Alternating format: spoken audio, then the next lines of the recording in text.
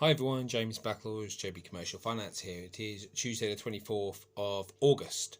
Hope everyone is keeping well. I want to do a quick video today about a subject which doesn't really get a huge amount of press and isn't massively, I don't think, well known to the public, but certainly in my world is a growing thing, and that's open banking. Now, open banking, it might strike you as something quite scary when you first hear about it, because it sounds like, open, it's banking, it's confidential, it's money at risk, etc. But it's a logical progression from the sort of developments we've had about moving banks easier over the last few years.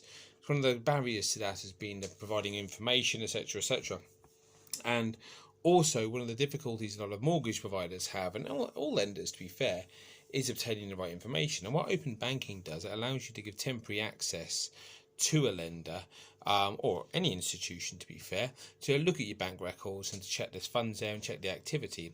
So as you might imagine, when you are applying for a mortgage, quite often the lender will ask for 3, maybe 6 months worth of bank statements to support an application.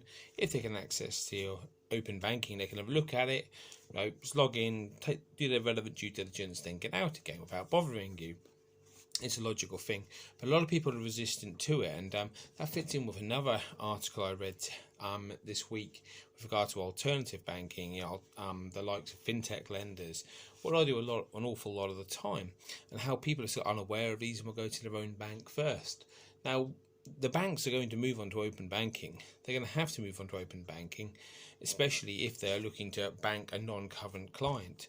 So if you bank with, let's say, Barclays, and you want to go to Lloyds for a loan, instead of asking for bank statements, they will ask for access to your banking records, and they will do that, and it will become a compulsory thing. There are some lenders who do insist on it. So it's important you get familiar with these terms if you're in business, if you've got a long road ahead of you with regard to your life, because they are going to be standard. I would imagine within the next 5-10 years, open banking will be the standard, as more and more we don't need to actually provide information to lenders.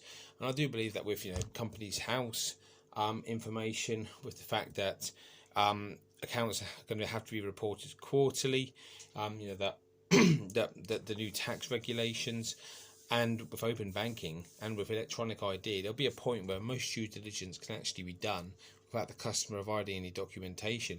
Now, making tax digital will change an awful lot, and so will open banking. So it's important we get used to these things. They're here to stay. They're not going to go anywhere at this moment in time, and there's no point in being fearful of the technology, because it will hold you back.